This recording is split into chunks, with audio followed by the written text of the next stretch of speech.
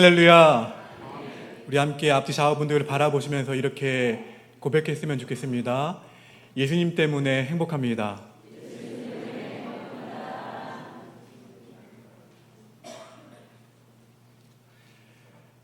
작년 이맘때 제가 이 자리에 와서 요맘때였을 것 같아요. 수요일 날 저녁에 와서 여러분 너무 많이 보고 싶어서 다음에 오셔도 된다고 했는데 제가 수요 저녁 예배 때 뵙고 싶다고 제가 그날 와서 설교를 하고 하룻밤 자고 그 다음날 올라갔던 기억이 있습니다. 올라가자마자 감기에 걸렸어요. 내려왔을 때 이 날씨에 적응했는지 따뜻하더라고요. 입고 있던 외투를 다 벗어 던지고, 장로님들은 날씨가 추우니까 감기 조심하시려고 했는데 저는 옷을 벗었거든요. 너무 따뜻한데요? 했는데 그 말이 무색하게 올라가자마자 감기에 걸렸습니다. 여러분, 그러면서 제가 이제 오폭교회로 오기로 결정이 되고, 그리고 기도원에 가서 기도로 준비하고 꿈을 꾸고, 그 가운데에서 올 한 해 장로님의 기도대로 제가 입 벌리고 기도한 대로 하나님이 다 응답해 주셨어요. 사실 제 마음에 조금 더 크게 벌릴 걸, 조금 더 요구할 걸, 믿음으로 기도할 걸 하는 아쉬움이 있어요. 그만큼 하나님이 무슨 말이에요? 제가 꾸는 꿈을 꾼 게 아니라 여러분과 꿈을 꾸면서 나눌 수 있도록 같이 기도하는 가운데에서 많은 열매들을 맺게 해주셨어요. 그런 가운데에서 오늘 말씀을 준비했는데 대림절 세 번째 주일에 관련된 말씀입니다. 오늘 말씀에 나오는 이스라엘 백성들도 꿈을 꾸고 있었습니다. 어떤 꿈입니까? 메시아의 도래를 꿈꾸고 있었어요. 로마의 식민지 아래에서 억압받았던, 불평등을 받았던, 소외되었던 그 모든 것들을 다 다양하게 결핍들이 산 가운데 있었던 이스라엘 백성들이었는데, 그들은 강력한 메시아가 나타나셔서 그들의 이 결핍을 해결해 주시고 진정한 정치적으로 해방과 자유가 오기를 염원했어요. 꿈을 꾸었어요. 그래서 오늘 본문의 말씀은 대림절을 지키는 저에게 자주 언급되는 본문 가운데 하나입니다. 교회력에서 이 본문을 대림절에 자주 언급하는 이유는 주님을 기다리는 대림절 절기를 보내는 성도들이 꿈꾸어야 할 것이 무엇인지에 대해서 말씀하고 있기 때문에 그렇습니다. 주님을 기다리는 성도들이 가져야 할 꿈, 그렇게 꿈꾸며 살아야 할 삶은 어때야 될까요? 첫 번째로 따라합시다. 회개에 합당한 열매를 맺는 삶. 할렐루야. 회개에 합당한 열매를 맺는 삶이 되어야 한다고 말씀하고 있습니다. 본문 8절 상반절의 말씀입니다. 그러므로 회개에 합당한 열매를 맺고. 오늘 말씀은 세례 요한에게 세례를 받으러 나와오는 그들을 향해서 뭐라고 지칭하고 있나요? 무리들을 향해서 세례 요한이 뭐라고 이야기하냐면 독사의 자식들아, 호통치듯 부르면서 시작합니다. 누가는 이들을 무리라고 표현하고 있지만 마태복음 3장 7절에서는 많은 바리새인과 사두개인이라고 표현하고 있어요. 이러한 문맥을 살펴볼 때 세례 요한에게 나온 무리는 당시 귀족이었고 종교 지도자들이었는데 순수하게 세례 요한에게 세례를 받으러 나왔다기보다는 많은 사람의 시선과 많은 사람의 인기를 한 몸에 받고 있었던 세례 요한의 동태를 파악하기 위해서 나왔던 것으로 보입니다. 이렇게 불순한 의도를 가지고 나온 바리새인과 사두개인 무리를 향해서 세례 요한은 뭐라고 얘기하고 있어요? 독사의 자식들아, 거칠게 몰아세우고 있습니다. 또한 본문 10절부터 14절까지의 말씀을 보면 그 가운데 무리들 가운데 세리들과 군병들도 포함되어 있습니다. 왜 세례 요한은 그들을 향해서 독사의 자식이라고 표현했을까요? 그것은 바로 그들의 위선 때문이었습니다. 좀 더 과하게 표현하자면 마귀의 자식이라는 표현이 숨겨져 있습니다. 세례 요한은 그들 스스로 의롭다고 생각하고 그들 스스로 나는 의롭다고 생각했던 잘못된 생각을 깨우쳐주고 심판이 임박했음을 경고하고 있는 말씀이에요. 그래서 세례 요한은 본문 8절에서 돌의 이미지를 이용해서 아무리 아브라함의 자손이라 할지라도 진정한 회개와 하나님의 의가 없다면 생명력이 없는 돌과 같은 존재이기 때문에 심판의 칼날을 피할 수 없다는 경고의 메시지를 전하고 있습니다. 그래서 세례 요한은 이미 도끼가 나무 뿌리에 놓인같이 주님의 종말의 때가 가까이 왔다고 강조하고 있습니다. 이때 필요한 것은 회개에 합당한 열매를 맺는 삶이라고 세례 요한은 힘있게 강조하고 있습니다.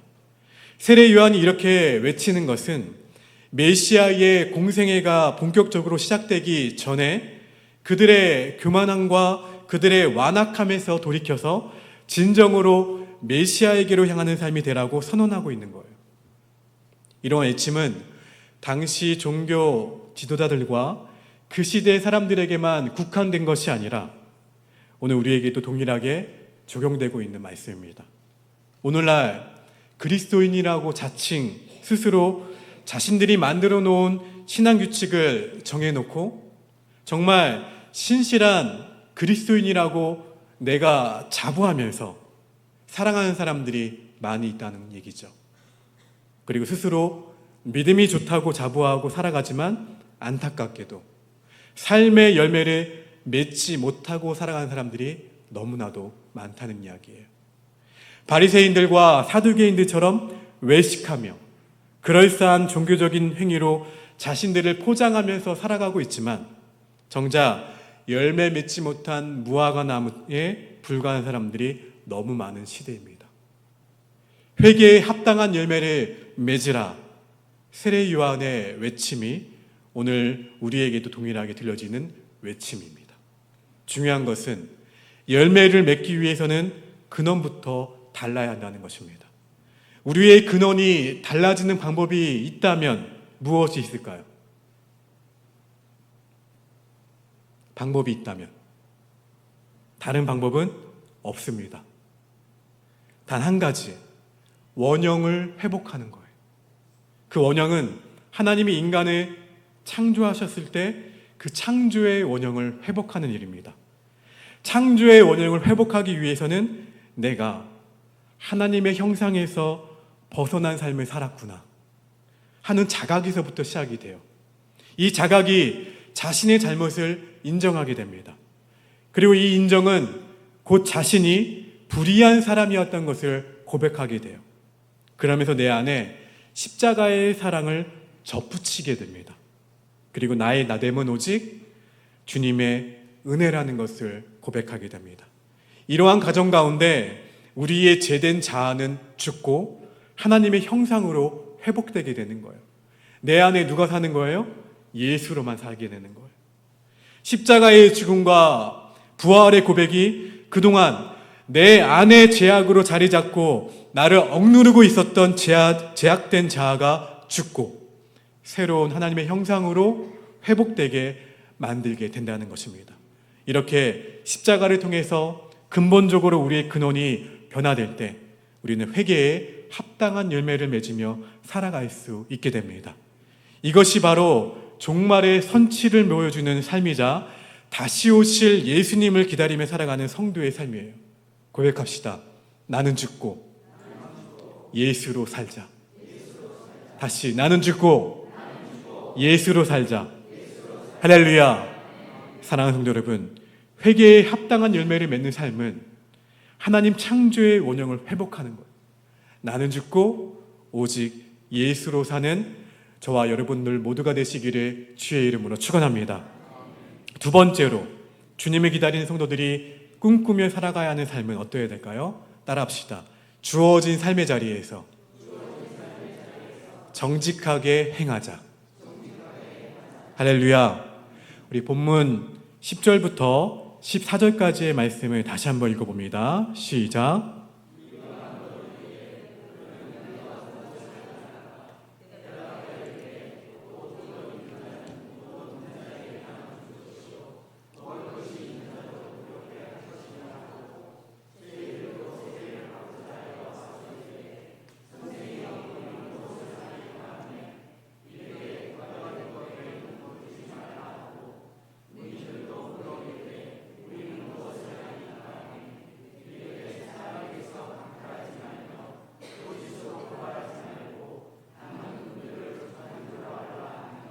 아멘.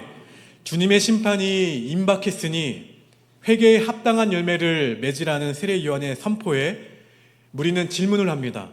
그러면 무엇을 하리이까? 세리와 군인들도 동일하게 묻죠. 우리는 무엇을 하리이까?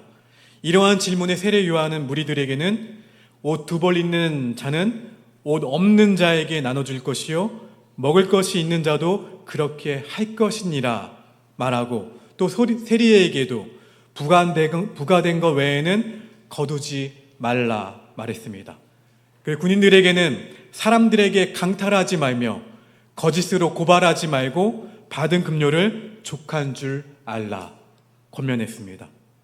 먼저 무리들에게 세례 요한은 옷 두 벌 있는 자는 옷 없는 자에게 나눠줄 것이요 이렇게 말했는데, 당시 1세기 팔레스타인 사람들은 여행하는 도중에 갑자기 기온이 떨어져서 그 밤의 추위를 막기 위해 두 개의 속옷을 입는 경향이 있었습니다.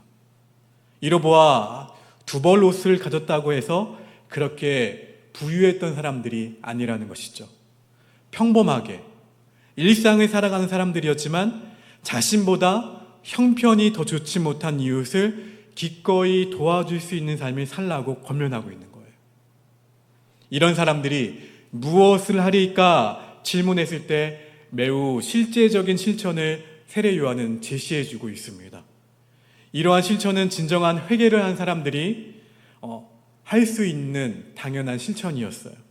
왜냐하면 성경이 가르치고 있는 가장 핵심은 바로 내 이웃을 내 몸과 같이 어떻게 하라? 사랑하라 말씀이기 때문입니다. 이 사랑은 단순한 구호가 아니라 삶의 실제적인 실천이었어요. 또한 세리는 그 당시 세금을 걷는 사람들이었습니다. 당시 로마 치하에서 유대 사람들은 세금을 걷는 사람들을 이 부류를 매우 혐오스럽게 여겼습니다. 그 이유는 로마 권력을 믿고 이스라엘 동족들에게 세금만 걷는 것이 아니라 세금 외에 또 다른 것을 토색하거나 세금을 바칠 필요가 없는 사람들에게까지 세금을 어떻게 합니까? 부과하는 거예요. 세금을 부과해서 경제적으로 더욱 힘들게 했던 사람들이 세리들이었어요. 그들이 이렇게 동족의 세금 외에 다른 것들을 토색했던 이유가 있습니다. 그 이유는 그들은 로마로부터 봉급을 받지 못했어요. 봉급을 받지 못하니까 세리 역할은 해야 되고 로마에게 세금은 바쳐야 되고, 그들은 더 많은 세금을 징수해서 그 차액으로 생활을 했습니다. 이러한 이유로 인해서 제사장들은 세리들이 드리는 봉헌을 받지 않았어요. 백성들을 속여서 얻은 부정한 돈이라고 여겼기 때문에 받지 않았습니다. 이처럼 세리들은 창기, 살인자, 반역자와 같이 종교적으로 부정한 사람들로 규정되었습니다. 이러한 그들이 세례 요한에게 세례를 받기 위해 나온 것은 그들도 잘못된 삶을 청산하고 싶은 간절함이 있었던 것으로 보입니다. 세례 요한은 이렇게 사회적 편견이 심한 시대였지만 그들을 외면하지 않고 어떻게 했어요? 포용했어요. 그들에게 요구한 것은 정한 세금 외에는 거두지 말라. 마지막으로 군병들이 등장하죠. 이들은 로마의 정식 군인이라기보다 치안 업무를 보는 유대인 보조원이었을 것으로 추정됩니다. 이들 또한 세금을 징수하는 일을 돕는 것이 그들의 일이었어요. 그리고 이들 또한 세리와 같은 취급을 받았던 것이 군병들이었습니다. 세례 요한은 그들에게 강탈하지 말며 거짓으로 고발하지 말고 받는 급료를 족한 줄로 알라 말했습니다. 아마도 그들은 폭력과 협박, 사기와 거짓으로 백성들에게 돈을 빼앗았는데 그러한 일을 하지 말라고 세례요한은 이야기했습니다. 다시 말해서 군인들이 가진 힘으로 행한 횡포를 그치고 작은 급료라 할지라도 만족하며 회개에 합당한 삶을 살 것을 강조하고 있는 거예요. 결국 이들은 누가복음 3장 21절 말씀을 보시게 되면 백성이 다 무엇을 받았다고요? 세례를 받았을 때. 누가요? 백성이 다. 이 부분이 중요해요. 백성이 다 세례를 받을세. 세리도 받고 군인들도 받고 다 받았다는 거예요.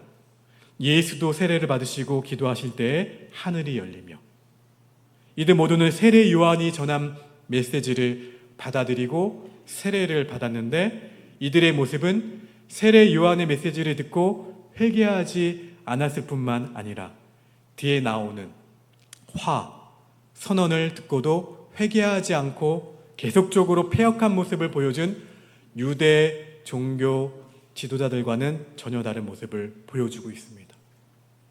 이 세 부류의 사람들에게 강조한 내용은 삶의 자리에서 어떻게 행하라? 정직하고 올바르게 행하라. 이렇게 행동하는 것이 회개에 합당한 열매를 맺는 삶이라고 강조하고 있습니다. 오늘 우리가 삶의 현장 가운데에서 정직하게 살아가는 것이 쉽습니까? 어렵습니까? 어렵죠. 그 이유는 손이익의 문제가 바로 대두되기 때문에 정직하게 행동하면 나만 손해보는 것처럼 느껴지기 때문에 예를 들면 정말 예를 들어서입니다. 꽉 막힌 도로를 운전하다가 길게 늘어선 좌회전차들을 보면서 정직하게 뒤로 서는 것이 아니라 앞으로 2차선으로 쭉 가서 어떻게 해요? 끼어듭니다. 왜요? 길게 늘어선 차 뒤로 서게 되면 나만 손해보는 것처럼 느껴지기 때문에 다른 사람들도 어떻게 해요? 끼어드니까. 끼어들면 나는 또 늦어지고. 제가 차선만 이야기했죠. 저희가 건너는 횡단보도는요. 지금 당장 이렇게 건너면 쉽게 갈 수 있는데 횡단보도를 건너려면 뺑 돌아가야 돼요. 교회 오실 때도 마찬가지죠. 어떻습니까? 누구나 다 하는데 안전하게 건너면 되지 라는 마음이 다 있어요. 저는 여러분에게 이것을 지적하려고 이 얘기를 하는 게 아니라 회개에 합당하는 삶을 요구하시는 하나님의 마음은 우리의 거룩한 양심도 요구하신다는 거예요. 여러분, 우리는 많은 부분에서 이 정직이라는 단어를 잠시 숨겨놓고 살아갈 때가 많이 있어요. 근데 오늘 말씀은 매사에 삶의 현장에서 정직하게 살아갈 것을 권면하고 있습니다. 정직은 단순한 윤리적인 차원이 아니라 회개에 합당한 열매를 맺는 삶이에요. 그 이유는 그리스도인의 정직은 그 원천이 바로 하나님의 형상의 회복이에요. 예수 그리스도의 십자가 정신에서 출발하고 있기 때문에 그렇습니다. 그래서 오늘 말씀은 삶의 현장에서 여러분의 일터에서 여러분의 가정 가운데에서 정직하게 살아가는 삶의 태도를 통해서 그리스도의 다시 오심을 기다리는 성도의 삶이 되기를 바라고 계신다는 거예요. 여러분, 주님의 다시 오심을 기다리는 성도의 삶은 일상 가운데에서 정직하게 행동하는 것입니다. 비록 많은 사람들이 정직이 아니라 권모술수, 속임수를 사용한다 할지라도 다수가 그렇게 한다 할지라도 누구 앞에서요? 하나님 앞에서 정직하게 행동하는 삶이 바로 주님의 다시 오심을 기다리며 살아가는 성도의 삶인 것을 기억하시는 일을 실천할 수 있게 되기를 주의 이름으로 축원합니다. 마지막으로 주님을 기다리는 성도들이 꿈꾸며 살아가야 할 삶은 어떠해야 될까요? 따라합시다. 뒤에 오시는 주님께 집중하는 삶. 할렐루야. 뒤에 오시는 주님께 어떻게 하는 삶이요? 집중하는 삶. 우리 본문 15절부터 17절까지의 말씀을 읽어봅니다. 시작.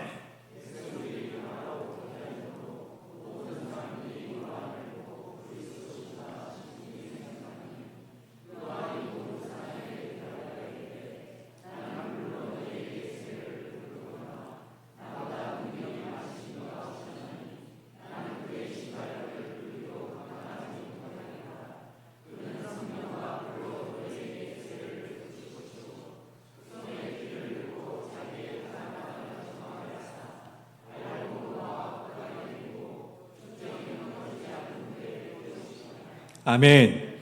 세례 요한이 활동하던 그 시대에는 유대 사회에서는 메시아가 도래할 것이라는 기대가 강하게 나타나고 있던 시대였습니다. 그러한 때에 세례 요한이 전한 이 메시지는 놀랄 수밖에 없었어요. 세례 요한은 담대하게 회개를 선포했고 하나님의 나라가 임박하게 도래할 것이라는 이 세례 요한의 선포에 대해서 유대인들은 메시아에 대한 희망이 더욱더 고조가 되었습니다. 사람들은 세례 요한이 전한 메시지를 들으면서 자신들이 그동안 기다려왔던 메시아가 세례 요한이 아닐까 생각할 수밖에 없었다는 거예요. 근데 백성들이 반신반의했던 이유가 있습니다. 세례 요한이 지파 출생이 유다 지파 출신이 아니었다는 점과 이사야 29장 18절과 19절에서 예언했던 기적과 이적을 베풀지 못하고 있었기 때문에 맞나? 아닌가? 맞는 것 같은데? 그랬던 거예요. 이사야의 말씀입니다. 같이 읽어볼까요? 시작.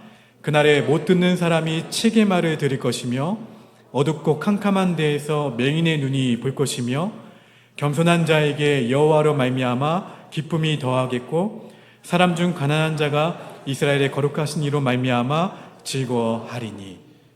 그래서 유대 백성들은 세례 요한이 메시아인지 아닌지 의견이 분분했습니다. 참고해서 말씀드리자면 요한복음 1장 19절과 20절 말씀을 보면 유대인들이 예루살렘에서 제사장들과 레위인들을 세례 요한에게 보냅니다. 뭐라고 묻냐면 내가 누구냐? 이렇게 물었던 것도 이를 잘 반영해주고 있는 대목이에요. 유대 사람들의 의문과 질문에 대한 세례 요한의 답은 어떻습니까? 바로 오늘 본문 16절과 17절이 그 대답입니다. 세례 요한은 유대 백성들의 질문에 자신은 메시아가 아니라고 대답을 합니다. 그리고 예수 그리스도를 증언하고 있습니다. 세례 요한의 직무는 물로 세례를 주지만 자신의 뒤에 오시는 분은 능력이 많으신 분으로서 나는 그분의 신발끈 풀기도 감당치 못하는 위치라고 고백하고 있습니다. 그리고 뒤에 오시는 분은 성령과 불로 세례를 베푸시는 분이라고 묘사하고 있어요. 사람들이 주목하고 있는 세례 요한 자신은 그 뒤에 오시는 분에 비하면 자신은 아무것도 아니라고 스스로 자신의 위치와 한계를 분명하게 인식하고 있습니다. 자신은 단지 제사함을 선언하는 물세례를 줄 뿐이지만 그리스도는 창조의 원형으로서 성령과 함께 우리를 근원적으로 변화시키시고 회복시키시는 분이라고 증언하고 있는 거예요. 그래서 세례 요한은 신발끈을 풀기도 감당하지 못한다라고 증언하고 있는데 당시 유대인들이 신었던 신발은 우리처럼 발 전체를 덮었던 신발이 아니라 끈으로 발과 연결시켜 신는 일종의 샌들과 같은 것이었습니다. 그래서 신을 벗을 때 반드시 끈을 풀어야 했는데 그때 누가 풀어주나요? 종이 풀어주었습니다. 종이 그 끈을 풀어주거나 신발을 신을 때 그 신발의 끈을 매주곤 했습니다. 이러한 문화적 상황을 볼 때 세례 요한의 이 증언은 바로 자신은 그리스도의 종이 되기도 부족한 사람이라고 고백하고 있는 거예요. 분명한 자기 인식이죠. 보다 분명한 자기 정체성을 바르게 인식하고 있었다는 증거입니다. 세례 요한은 분명한 자기 정체성을 기초로 해서 소명의식을 가지고 있었습니다. 참으로 겸손한 모습이 아닐 수가 없습니다. 또한 세례 요한은 그리스도에 대해서 추수하는 이미지를 통해 심판의 주님으로 묘사하고 있습니다. 그 손에 키가 들렸다는 것은 바로 임박한 종말, 임박한 심판의 때가 다가왔다는 은유적인 표현이에요. 그리스도는 악인과 의인이 함께 있는 타작마당에서 키를 들고 알곡과 쭉정이를 구분해서 알곡은 어떻게 하신다고요? 모아드리고 쭉정이는 불에 태우신다고 묘사하고 있습니다. 중요한 것은 그리스도의 심판은 멸망이 아니라 희망이자 새로운 시작을 의미한다는 거예요. 그래서 세례 요한은 자신에게 초점을 맞추려는 유대 백성들의 시선을 돌립니다. 누구에게로요? 예수 그리스도에게로 향하도록 하고 있어요. 눈에 보이는 능력을 행하는 보이는 사람에게 집중하지 말고 다시 오실 그리스도에게 집중할 것을 강조하고 있다는 거예요. 오늘 우리도 다양한 삶의 현장과 현실 속에서 주님을 기다리며 살아가고 있습니다. 유대인들은 로마의 속박 아래 경제적 불평들과 정치적인 불평들, 힘겨운 삶을 살아가고 있었어요.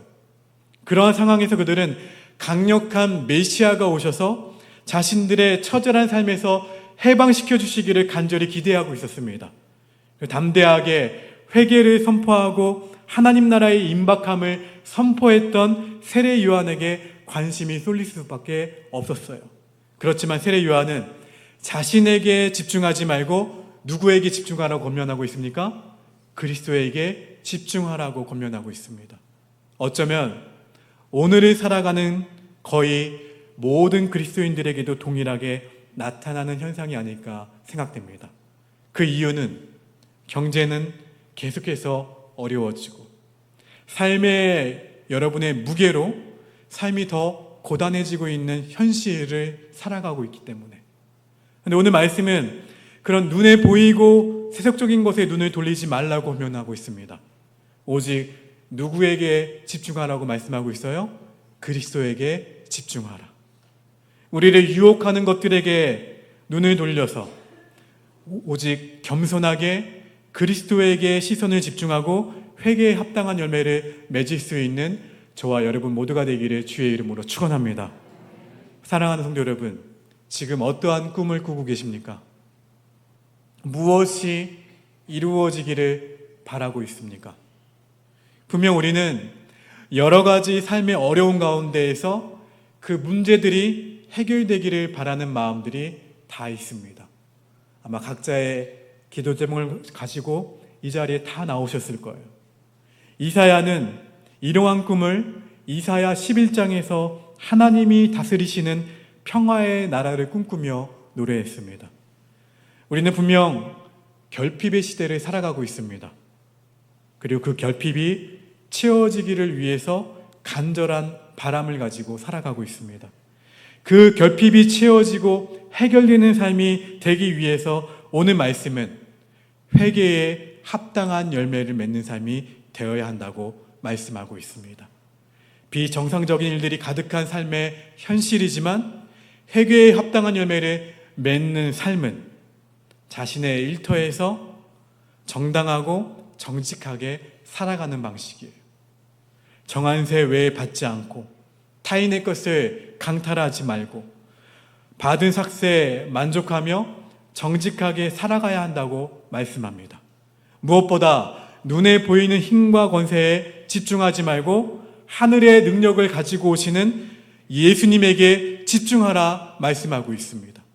능력의 주님이 오시게 되면 우리의 부족함과 우리의 결핍을 충만하게 채워주시고 진정한 평화가 이루어지게 될 것이라고 선언하고 있습니다. 간절히 바라기는 주님의 다시 오심을 기다리는 이 대림절 절기에 우리 모두가 회개에 합당한 열매를 맺으며 능력으로 다시 오실 주님께 우리의 시선이 집중될 때 우리의 결핍이 채워지는 은혜가 우리 모두에게 있기를 주의 이름으로 축원합니다.